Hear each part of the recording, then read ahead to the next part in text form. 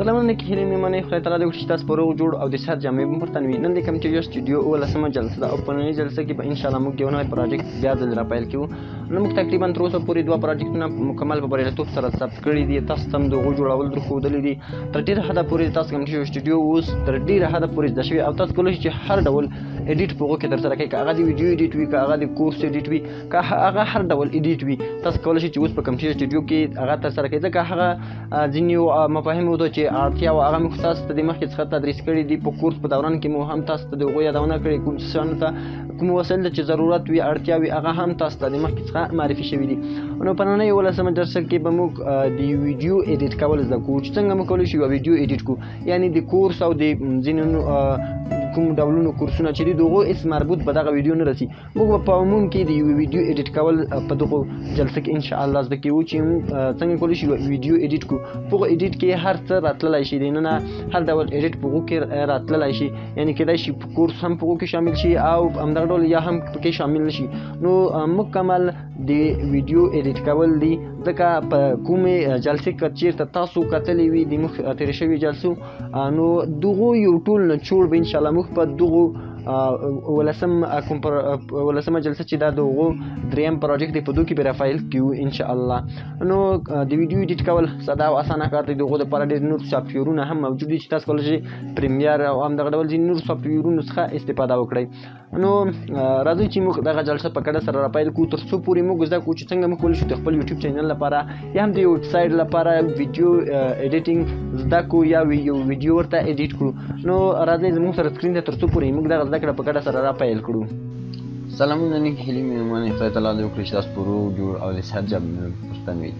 نن د کمپیوټر سټوډیو 18مه جلسه ده او نن د دغه 18مه جلسه کې موږ خپل دریم پروجیکټ راپیل کوو. نو دغه انشاءالله دغه جلسه به وروستۍ جلسه وي او دغه پروجیکټ به وروستی پروجیکټ وي. ځکه موږ تر ډېره حده پورې کوشش کړی تر څو پورې تاسو ته په ډېر ساده ډول سره دغه سافټویر تدریس کړو، تر څو پورې وکولی شئ چې تاسو په هغو باندې پوه شئ. یعنې موږ په یو داسې معیار تاسو ته تدریس کړی دی دغه سافټویر چې تاسو اوس کولی شئ انشاءالله هر ډول ویډیو ایډیټینګ په دې کې تاسو ترسره کړلی شئ، کوم چې د دغو سافټویر په واسطه باندې پوره ده. یعنې تاسو خپله نور په خپل هغه ذهن څخه استفاده کړلی شئ یا نو که چېرته تاسو د هغو نه کار واخلئ انشاءالله چې تاسو په دې کې هر ډول ایډیټ تاسو اوس په دې کې کولی شئ. نو راځو نن موږ یو داسې جلسه راپیل کوو چې کومه جلسه چې د ویډیو ایډیټینګ یو څه ډېره مربوط رسي او هغه شیان چې یو څه اړین ماته معلومي غواړم په نننۍ جلسه کې ټول راونغاړم او په نننۍ جلسې سره دې موږ دغه کورس پای ته ورسوو. نو راځو خپله نننۍ جلسه باندې پیل کوو. نو نننۍ جلسې ته موږ عنوان ورکړی د ویډیو ایډیټ کول دی. سمه ده، یو د ویډیو یو ایډیټینګ دی. نو د ټولو نه تر مخه زه غواړم تاسو ته یو کیدای شي تاسو په تلویزیوني خپرونو کې یا هم په ځینې ویډیویي چینلونو کې چې مثلا په هغو کې ویډیوګانې خپرېږي یا په هغو کې درسونه خپرېږي، د هغو د لاندې یو زیرنویس وي. هغه زیرنویس یا د حرکت په حالت کې وي یا په هغو کې خبرونه راځي یا لیکنې وي کې یا د نویو کورسونو په هکله معلومات په هغو کې ورکول کېږي. نو زه غواړم تاسو ته د هغو جوړول وښیم. نو د ټولو نه د مخکې زه غواړم یو ویډیو راواخلم دلته تر څو پورې په هغو باندې موږ هغه ټکس دلته وکاروو. وګورئ سمه ده. نو ځینې نور تخنیکونه به انشاءالله موږ په همدغه کورس په دوران کې زده کړو، کوم څه ته چې ضرورت دی. نو وګورئ موږ یو څه کمپیوټر سلو دی د رم دی نګانه، نو پرې خاطر باندې ځینې وخت یو څه مشکلات جوړولی شي. سمه ده. نو زه راځم یو څه ویډیو تر دغې حده پورې کټ کوم. وګورئ دلته زه یو ښه صحنه را پیدا کوم د مثال په ډول. وګورئ تر دې ځه پورې دا هم زه کټ کوم. نو وګورئ د ټولو نه لومړی تاسو باید یو شیپ را واخلئ دلته. سمه ده. نو د شیپ د راخیستلو دپاره موږ راځو یو شیپ را اخلو. نو تاسو کولی شئ تنها شیپ را واخلئ یا هم کولی شئ یوازې یو متن را واخلئ یا کولی شئ دواړه یو ځای سره را واخلئ. نو زه دواړه جلا جلا را اخلم تر څو پورې تاسو په هغې باندې وکړی شئ چې په ښه ډول سره پوه شئ. مثلا تر دغې ځه پورې یا هم تر دې ځه پورې د دغه لیکنه اوږده وي یا د دوام ولیدي. نو د هغو لپاره یعنی ځینې وخت تاسو کولی شئ چې په هغو کې د خپل یوټیوب چینل یا هم د خپل ویب سایټ په هکله په متني بڼه معلومات خپاره کوئ. نو د هغو لپاره هم تاسو کولی شئ له دغې نه استفاده وکړئ یا کار ترېنه واخلئ. نو وګورئ سمه ده، دا هم د دغو په اندازه یا دا یو څه اندازه دې خوا ته چې لنډ وي د دغو دوو شیپونو څخه سمه ده، او په همدغه ډول د دوه اندازه زه یو څه کوچنی کوم تر څو پورې د دغو شیپ دننه راشي سمه ده. اوکې په دغه ډول ډبل کلیک کوم، دلته هغه کوم متن چې موږ رااخیستی پیسټ کوم یې په دغه ډول. وګورئ نو د متن سایز چې کوم دی ډېر کوچنی دی، نو زه هغه یو څه لویوم او په همدغه ډول سره دغه یو خط مکمل له منځه وړم. اوکې وګورئ دا موږ کنټرول ای مکمل کلیک کړه او دا سپین رنګ ته موږ کنورټ کیږو سمه ده. نو وګورئ دا یو ساده ډوله متن شوله چې موږ مثلا دلته هر ډول متن راوړلی شو سمه ده. نو د طبق معمول چې څنګه موږ په تېرو جلسو کې ویلي کولی شئ تاسو شیپ ته هم یو حرکت ورکړئ او کولی شئ متن ته هم یو حرکت ورکړئ سمه ده. نو وګورئ په دغه ډول د مثال په ډول سره زه شیپ ته یو حرکت دلته ټاکم. نو تاسو کولی شئ چې ډېر په دقت سره هغه حرکات پیدا کړئ ویې ګورئ. نو موږ زیات وخت په دې باندې نشو ضایع کولی سمه ده. نو په همدې خاطر باندې زه کوشش کوم چې ډېر په چټکۍ سره یو دانه ورته راخوښ کړم دغه ډول. نو اوس د دې پریویو ګورو وګورئ په دغه ډول سمه ده. او تاسو کولی شئ چې ځینې وخت هغه حرکات خپل متن ته هم ورکړئ سمه ده، اما په متن کې هغه حرکات تر ډېره حده پورې منظم نه راځي. وګورئ په دغه ډول سره هم تاسو کولی شئ چې هغه ته یو حرکت ورکړئ. اما تاسو د متن لپاره تیار جوړ شوي هغه کومې نمونې چې د هغو نه هم تاسو استفاده کړلی شئ سمه ده. کوم سپیډ یې دی هغه تاسو ټول دلته کوم پراپرټیز چې دی هغه ټول دلته تاسو په خپله ورته کولی شئ مثلا چې په څومره ورو ورو د دغه متن راشي هغه ډول هم تاسو کولی شئ. وګورئ په دغه ډول سره تاسو په هره ژبه کې دلته متن کولی شئ چې ورته وټاکئ. نو دغه یوه ساده نمونه وه چې ما غوښتل تاسو ته یې جوړه کړمه تر څو پورې تاسو ته معلومات وشي چې څه ډول موږ کولی شو دغه ډول متنونه هم په خپل پروژیکټ کې کار کوو یا د هغو نه استفاده وکړو سمه ده. نو په دغه ډول دا هم موږ وکړلی شوی. نو راځو بلې موضوع ته. بله موضوع دا ده چې ځینې وخت ضرورت کېږي څو پورې یو ښوونکی یو څه تدریسوي او هغه وغواړي چې هغو متن ته یا هغو شیپ ته یا هغو سکرین شاټ ته د خپل لیدونکي توجه ډېره راجلب کړي. نو د هغو لپاره دی له کوم تخنیک څخه استفاده کوه.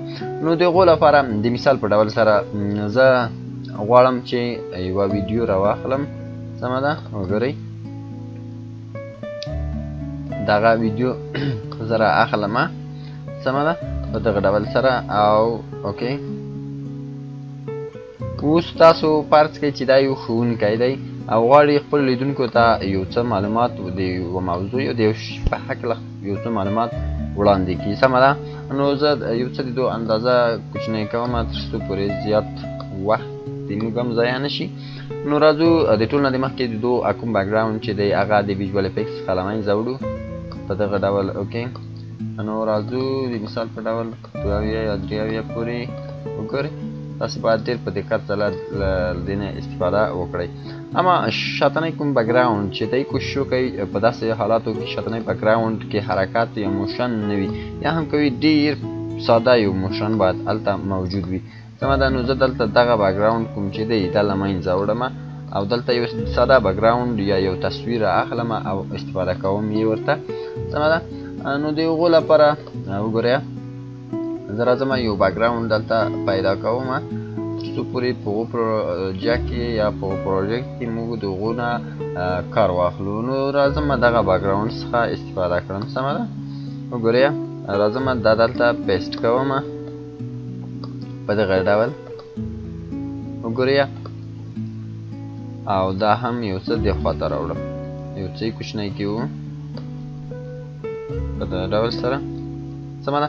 نو اوس وګورئ مثال په ډول دغه ښوونکی غواړي چې خپل د لیدونکي هغه توجه کومه چې د هغه ډېره زیاته راجلب کړي د دغو موضوع دپاره چې غواړي هغه دی ورته تدریس کړه نو د هغو لپاره دی له کومو تخنیکونو څخه استفاده کوي نو د ټولو نه د مخکې د مثال په ډول سره وګورئ د موضوع دلته پیل شوله سمه ده یو څه نور هم رالویومه کنټرول اس تر څو هغه سایلنټ کړمه د هغو کوم غږ چې دی راځو مثال په ډول دلته د دغه موضوع پیل شوه نو دلته لومړی دوی یو بلر را اخلي مثال ته دغه ځپورې دغه موضوع پای ته رسېدلی شي او یا هم پای ته ورسېدله نو کله چې مثلا دغه موضوع دلته پیل شوله وګورئ دلته دوی یو بلر را اخلي کله چې یو بلر را واخیستله نو دوی په دویم قدم کې هغه شیپ یا هم هغه ویډیو یا هم یو سکرین شاټ وي یو عکس وي هر څه چې وي هغه دوی را اخلي دلته یې ورته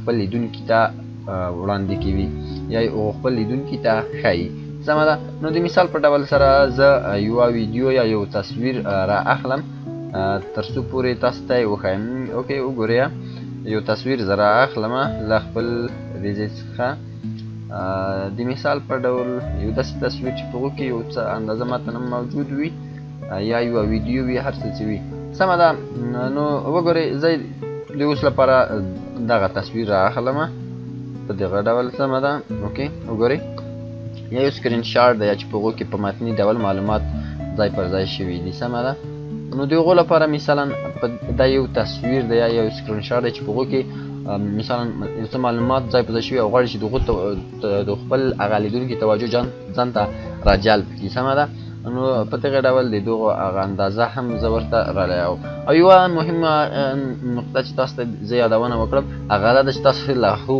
غږونو څخه حتما استفاده وکړئ کله چې د دغه انټري کېږي یا دغه تصویر کله راځي منځ ته نو دلته باید یو غږ موجود وي یا هم یو حرکت موجود وي سمه ده نو د هغو لپاره تاسو کولی شئ له ویژوال افیکټس څخه استفاده وکړئ دویم قدم کې دوی ته یو بارډر ورکړئ د مثال په ډول تر 5 واحدو پورې او دوی ته که چېرته غواړئ مثلا په تور رنګ کې کړئ یا هم په سور رنګ کې کړئ هر رنګ چې تاسو وغواړئ دلته ورته ټاکلی شي نو زه سپین رنګ ورته ټاکم اما یو څه اندازه یې لویوم تر څو پورې زیاته توجه سبب د دې شي چې زیات توجه د خپل لیدونکي له ځان سره ولرو سمه ده په دغه ډول اوکې وګورئ نو اوس دلته دوهمه خبره دا ده چې دوی یو متن را اخلي مثلا دغه موضوع د لا ښه وضاحت لپاره له یو متن څخه استفاده کوه نو زه راځم یو متن هم را اخلم دلته په دغه ډول سره سمه ده د مثال په ډول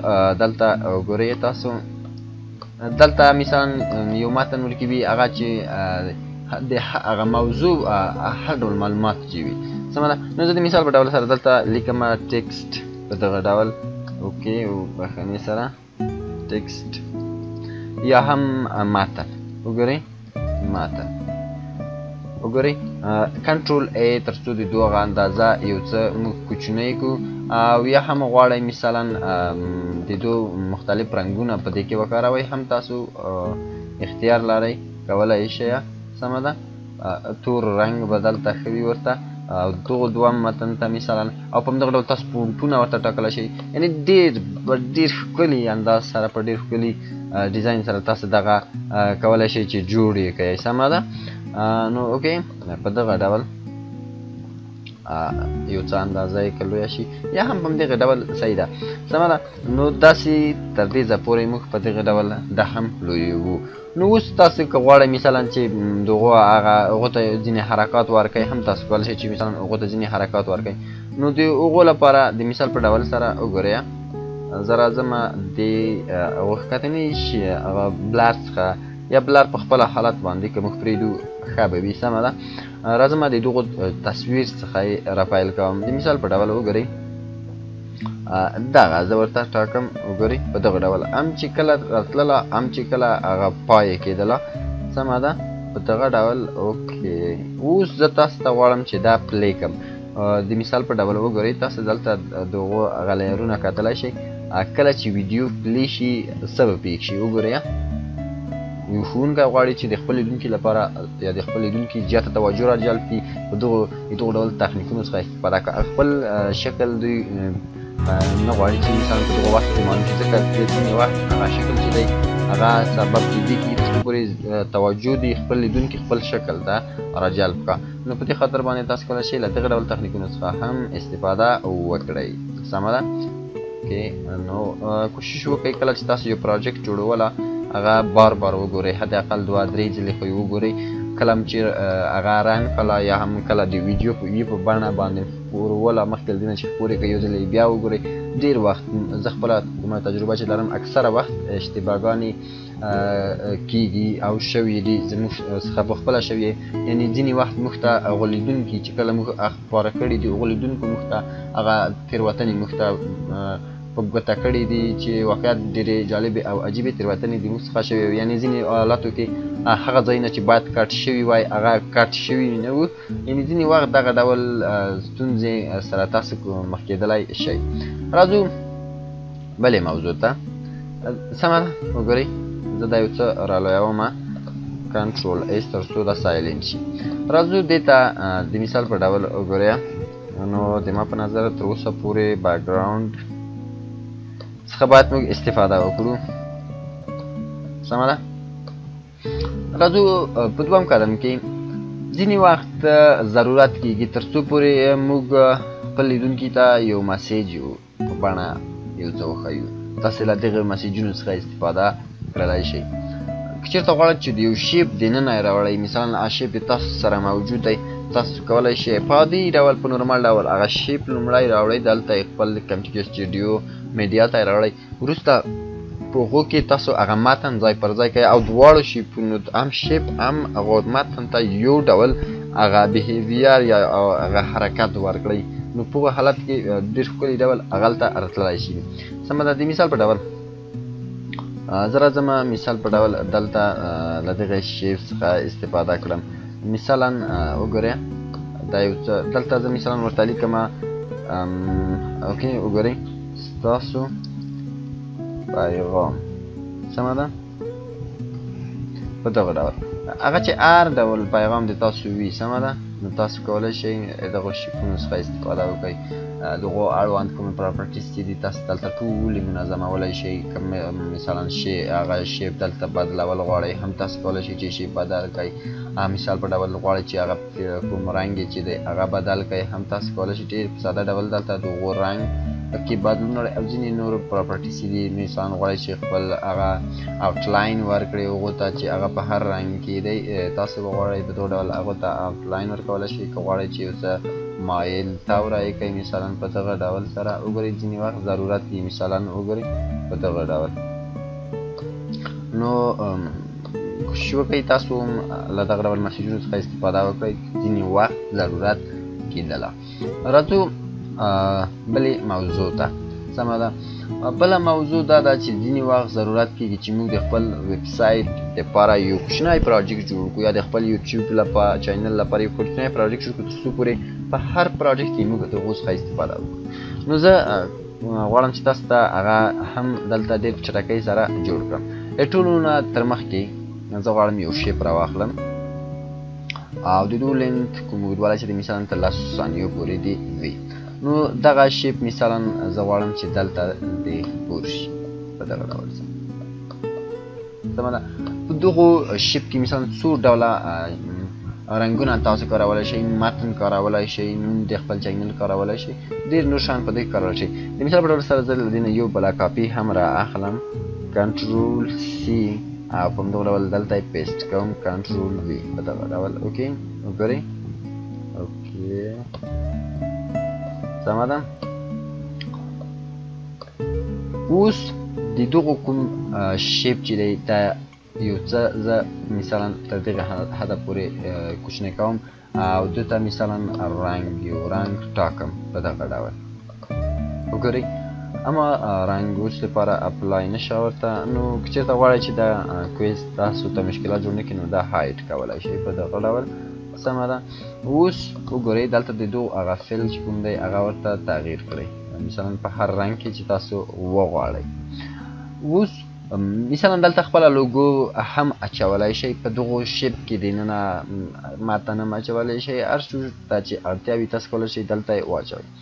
راځو د لاین څخه استفاده کړو چې لاین موږ څنګه کارولی شو. نو اوس وګورئ غواړم چې د یو انیمیشن په ډول یې تاسو ته د دوی جوړول وښایم.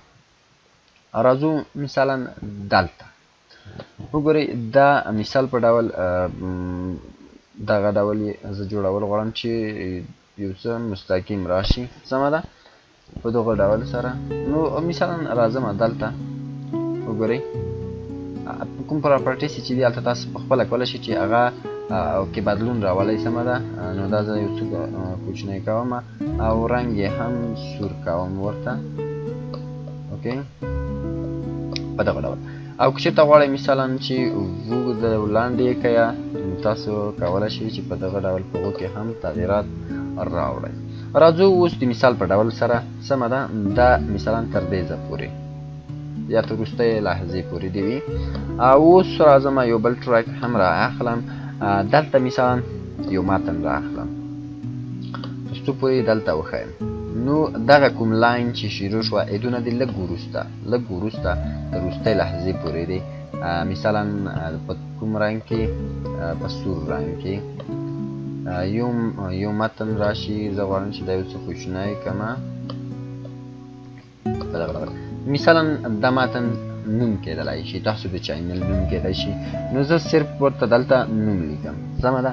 نو نور انشاءالله تاسو په دې هر څه باندې پوهېږئ ځکه تر ډېره حده پورې موږ څو پروجیکټونه دلته مکمل کار کړي دي. نورې په هېڅ پراپرټیز باندې زه کار نه لرم. نوم دلته تاسو مثلا ورکړئ. سمه ده. نو راځم په همدغه ډول له دې نه یو بله کاپي هم اخلم. نو راځم دلته یې پیسټ کوم یا هم یو بل کوم ټریک چې دی هغه را اخلم او دلته یې پیسټ کوم. اما دلته تاسو باید یوه نکته په یاد ولرئ. هغه ځای باید پیدا کړئ چې تاسو هغه اصلي شیپ یا هغه اصلي شیپ چې کله پیل کېږي دغه ځای وګورئ. مثلا دغه ټکسټ باید د اصلي شیپ سره تقریبا یو ډول پیل شي. سمه ده. وګورئ دوم قدم کې مثلا دلته تاسو غواړئ خپل هغه عنوان ورکړئ یا زموږ خدمتونه د چینل دپاره مثلا په دغه ډول مثلا ورته ولیکئ چې د موږ خدمتونه. سمه ده. زموږ وګورئ خدمات. سمه ده. نو دا اندازه یې زه یو څه رالویومه. پونټونو څخه تاسو کوشش وکړئ چې استفاده وکړئ. ښکلي پونټونو څخه کار واخلئ تر څو پورې هغه په ډېر ښکلي ډول سره راشي. نو زه د دو اندازه په خپل حالت پرېږدو. ایدو کوم رنګ چې دی مثلا ورته تغییروم یو داسې بل رنګ ورته اخلمه. د مثال په ډول تور رنګ اخلمه یا تور رنګ موږ د هغو کوچني متن لپاره استفاده کوو. یو بل رنګ مثلا اوکې نو زیړ هم دلته سم نه راځي.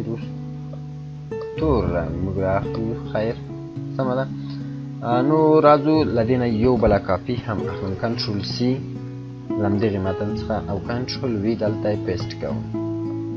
سمه ده.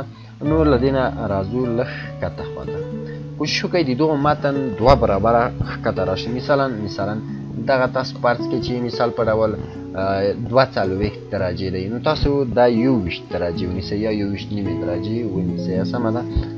نو په دغه ډول سره دوه برابره باید یو څه کوچنی شي. که ډېر کوچنی راتللی تاسو کولی شئ چې هغه لوی هم که یا مشکل نشته دی. خو اما د ګرافیک ډیزاینینګ کوم قوانین چې دي دلته هم تاسو کولی شئ چې مثلا هغه دلته عملي کړئ هغه چې هر ډول وي. د مثال په ډول سره دلته یو ټکسټ ورکولی شئ یو متن وکولی شئ. نو زه هغه ټکسټ چې موږ مخکې کاپي کړی وه هغه دلته زه پیسټ کوم او یو څه یې رازوم کوم تر څو پورې زه دا په منظم ډول سره وکولی شم چې ځای پر ځای کړم. سمه ده. نو راځم اوکې دغه اندازه ټکسټ چې دی دا زه له منځه وړم سره له دغې په دغه ډول. او اوس د دغو کنټرول ای څخه استفاده کړم. مثلا هغه 21 درجې وه نو زه دا 21 درجې کوم. سمه ده. دغه ډول. او کله چې متن ډېرېده نو مجبور یې چې تاسو یو څه اندازه نوره هم ورته کوچنی کړئ. اوکې اوس راشئ خپله اندازه د متن کومه چې ده هغه کوچنی کړئ یا هم هغه کوم شیپ چې دی هغه اندازه ورته محدوده کړئ. مثلا تر دې ځایه پورې د راشي په دغه ډول. سمه ده. اوس وګورئ دلته تاسو کولی شئ چې دلته مختلف حرکات وټاکئ. نو کولی شئ تاسو له دې ځای څخه هم استفاده وکړئ.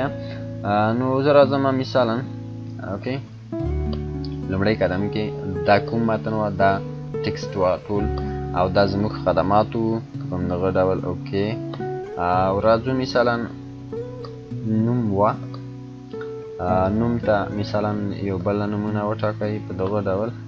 راځو دوم قدم کې لاین شیپ وه. د لاین شیپ لپاره تاسو کولی شئ مثلا یو بل ډول حرکت د مثال په ډول دغه وټاکئ، او د په همدغه ډول راځو شیپ ته هم ده.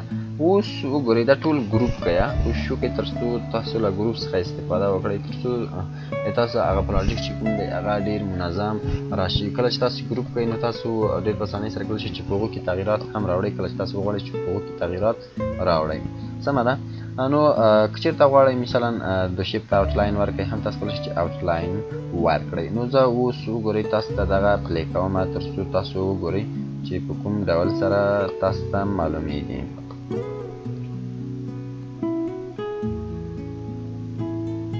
وګورئ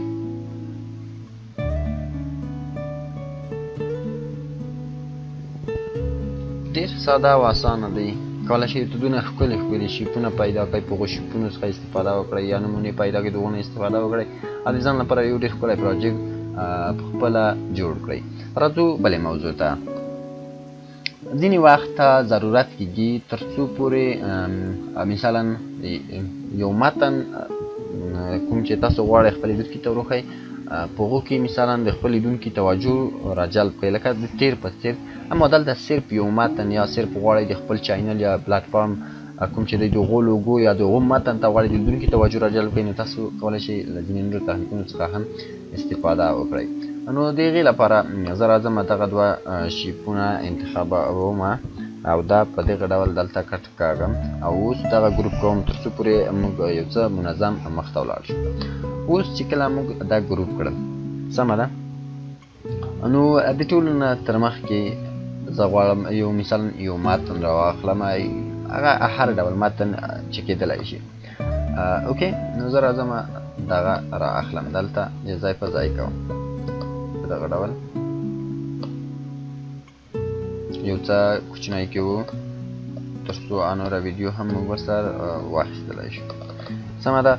مثلا دلته هر ډول متن چې تاسو وغواړئ کولی شئ چې وارې کړئ. نو زه ډېره کمه اندازه متن مثلا دغه متن زه غواړم چې دلته ولرم کنټرول ایکس او دغه ټول بېرته خپل لومړي حالت ته کوم او د دغو اندازه چې کومه ده مثلا یو څه رالوم په دغه ډول یو لاین ته شي. ښه اوس راځو مثلا په دغه ډول اوکې وګورئ دلته یو حرکت هم موږ ټاکو. وګورئ نو که چېرته تاسو غواړئ چې د هغو آوټلاین کې بدلون راوړئ یا تاسو د هغو رنګ ته کولی شئ ډېر په اسانه ډول هغو رنګ کې بدلون راوړئ او یا هم د هغو هغه آوټلاین نمونه تغییر کړئ، نو دغه ډول تاسو کولی شئ چې په هغو کې هم بدلون راوړئ. نو راځو د مثال په ډول کله چې راځي نه هغه دې په کوم ډول سره راسي. نو د مثال په ډول زه دلته یو حرکت دې ته ټاکم. وګورئ سمه ده. اما بدون له دې څخه چې تاسو دلته حرکت وټاکئ تاسو کولی شئ چې بېرته یې په خپل نورمال حالت کې پرېږدئ. اوس وګورئ مثال په ډول دلته تاسو متن پیل شوله، دلته باید هغه ټوله مکمله ویډیو هم کټ کړئ. سمه ده.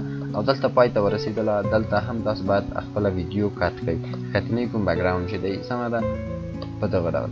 اوس دلته تاسو کولی شئ د بلر څخه استفاده وکړئ او د نور چې موږ په تېرو جلسو کې ویلي وو دغو ټولو نه تاسو کولی شئ چې کار واخلئ یا هم استفاده ترې وکړئ. نو زه راځم له بلر څخه استفاده کړم. اوکې وګورئ بلر هم باید د دغو شیپ مطابق راشي. سمه ده. اوکې وګورئ په دغه ډول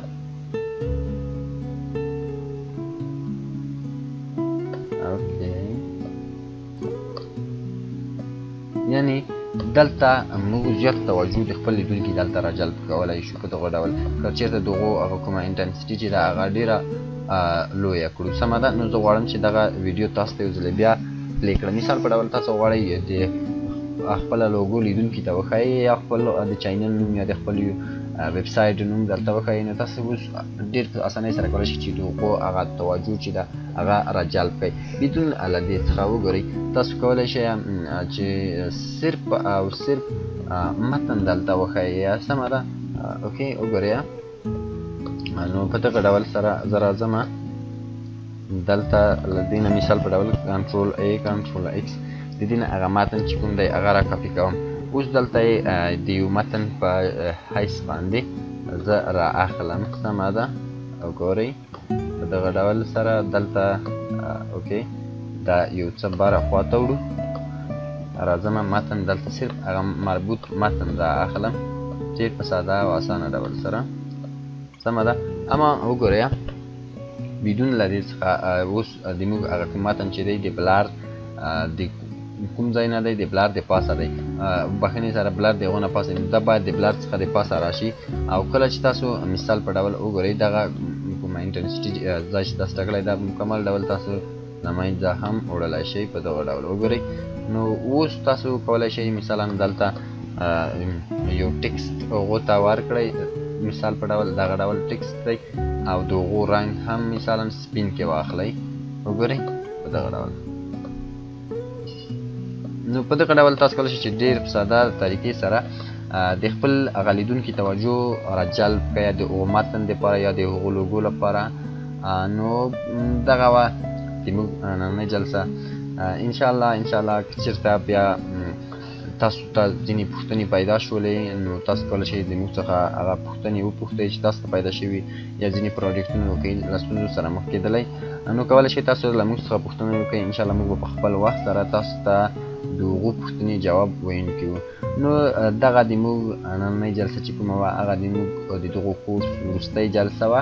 نو خدای دې وکړي چې تاسو له دغه کورس څخه یو څه زده کړي وي او د خپل ځان او په ټوله کې د خپل هېواد لپاره یو څه وکړئ، کورسونه ثبت کړئ تر څو پورې تاسو د هغو کسانو سره مرسته وکړئ چې دوی زیاتو درسي موادو ته په پښتو ژبه کې یا په خپلو ملي ژبو کې لاسرسی نه لري. نو تاسو کولی شئ چې له دغې لارې د خپل هېواد سره د خپل ملت سره د خپلو هېوادوالو سره مرسته وکړای شي. نو له دې سره زموږ نننۍ جلسه پای ته رسیږي. انشاءالله که ژوند بیا به یو بل کورس هم را سره پیل کوو. تر بلې او راتلونکي کورسه پورې تاسو په پاک رب سپارم. تل ښې چارې ولرئ، ښاد او آباد اوسئ. د خدای په امان.